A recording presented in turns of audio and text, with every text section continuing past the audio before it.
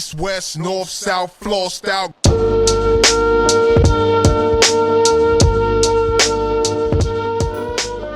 สวัสดีค่ะเพื่อนๆนินแบรนด์ Good Secret นะคะ คลิปนี้นินจะมาเปิดถุงช็อปจาก Shopee เวียดนามคือแบบสั่ง Import มาเลยค่ะทุกคนเข้าไปสั่งผ่าน Shopee เวียดนามแล้วก็ให้ส่งไปที่บ้านเพื่อนที่อยู่เวียดนามพอดีนินมีเพื่อนที่รู้จักกันที่เวียดนามนะคะแล้วก็พอดีเข้าสวยไปเที่ยวเวียดนามเข้าสวยหิ้วกลับมาจากบ้านเพื่อนที่เวียดนามโอ้โหหลายโปรเซสมากกว่าจะได้นะคะก็เอาละตอนเนี้ยของมาถึงมือแล้วทุกคนมีทั้งหมด5ห่อด้วยกันนะคะนอกจากนินจะไปช็อปร้านที่นินเล็งไว้แล้วนะคะพอเลื่อนเข้าไปใน Shopee ของเวียดนามก็คือมีเสื้อผ้าอีกหลายร้านเลยที่สวยๆโดนใจก็เลยลองกดมาดูนะคะเดี๋ยวเรามาอันแพ็คไปพร้อมๆกันค่ะตัวนี้เป็นอะไร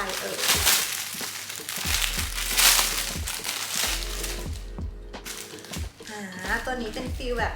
เสื้อชีฟองนะคะสวยมากดูสิดีเทลข้างหน้าจะเป็นแบบลูกไม้แบบนี้นะคะแล้วตรงนี้ก็จะเป็นเป้าผ้านุ่มนิ่มมากเลยนะงานเย็บเขาโอเคเลยนะคือเขาแบบมีเย็บตรงเป้าตรงนี้ด้วยเพราะฉะนั้นเวลาใส่แล้วมันน่าจะแบบเข้าลูกตรงข้างหน้า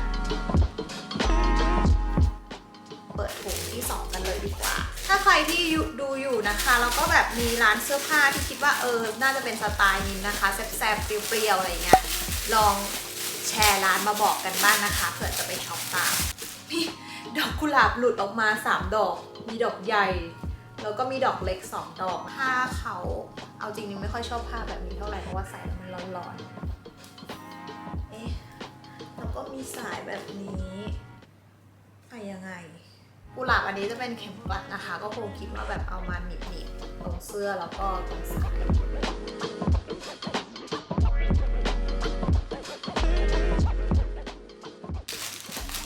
มีความดอกกุหลาบแล้วก็มีความระบายยาวแล้วก็มีดอกกุหลาบ2ดอกตรงนี้แซ่บมาก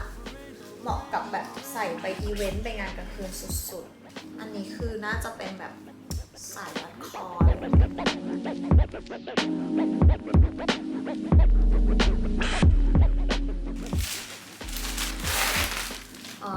่เป็นเบลเซอร์ที่เท่มากทุกคนไม่ใช่เบลเซอร์สิเป็นฟีลเหมือนแบบแจ็คเก็ตแล้วเขาก็จะมีความแบบเป็นดีไซน์อย่างเงี้ยอุ้ยเท่มากแบบแปลกตาสุดๆนะคะมีความแบบเย็บข้างๆแบบนี้เหมือนหลังไดโนเสาร์พูดไม่ถูกเหมือนกันผ้ามีความหนานะคะคิดว่าถ้าใส่เดินเล่นข้างนอกในประเทศกรุงเทพคงจะแบบร้อนน่าดูนะคะแล้วก็เป็นกระดุมแปะแบบนี้ใส่แล้วออกมาเท่น่าดูเอามือล้วงเข้าไปไงก่อนขายคูลมากๆแบรนด์สุดๆอันนี้นะคะเป็นแบรนด์ต้นเรื่องวินเทจนี่ไม่รู้อ่านว่าอะไรเกากูดนี่แหละคือแบรนด์ต้นเรื่องที่ทำให้นินอยากสั่งเสื้อผ้าใน Shopee เวียดนามนะคะเพราะว่าชีทำสวยแล้วก็ราคาดีมากๆข้างหลังเป็นภาษาเวียดนามนินไม่รู้เหมือนกันว่าเขียนว่าอะไรแต่รู้แค่ว่ากำอันเนี้ยแปลว่าขอบคุณแน่นอน1 2 3นะคะ3ชิ้นด้วยกันสดิ้งปะสดิ้งมากๆคือดูความแข็งความอะไรมันมีความพริ้วไปหมดเลยผ้านี้คือเป็นแบบผ้านิ่มใส่สบายแน่นอนแบบนี้นะคะแล้วก็ข้างหน้ามีได้กลิ่นเหมือนควันเหมือนถ่านควันแบบนั้นเลยมาจากเสื้อนี่นะคะเป็นกระดุมแบบนี้น่ารักมากเวลาใส่ก็น่าจะแบบเข้ารูปอกพอดีแล้วก็จะแบบมีความพริ้วๆไปมาเลิศ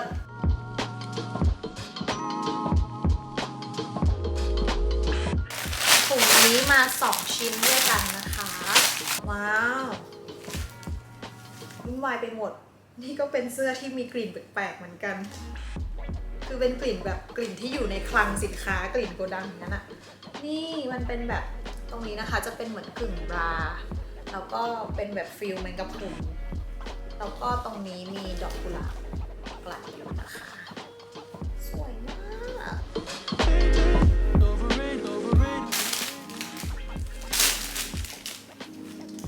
เหมือนกันแต่เป็นอีกสีหนึ่งนะคะตัวนี้จะออกเป็นสีน้ำตาลอันนี้ก็สวยเหมือนกัน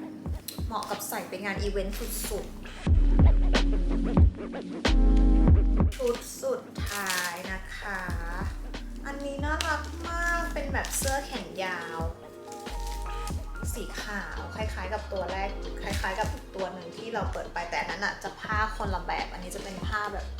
ผ้านิ่มๆแล้วก็อันนี้จะเป็นแบบผ้าคัตตอนหลอกให้ถูกเหมือนกันแล้วก็มีความซิกเนเจอร์ของนางก็คือต้องแบบเป็นหางแมงกะพรุนเลิศ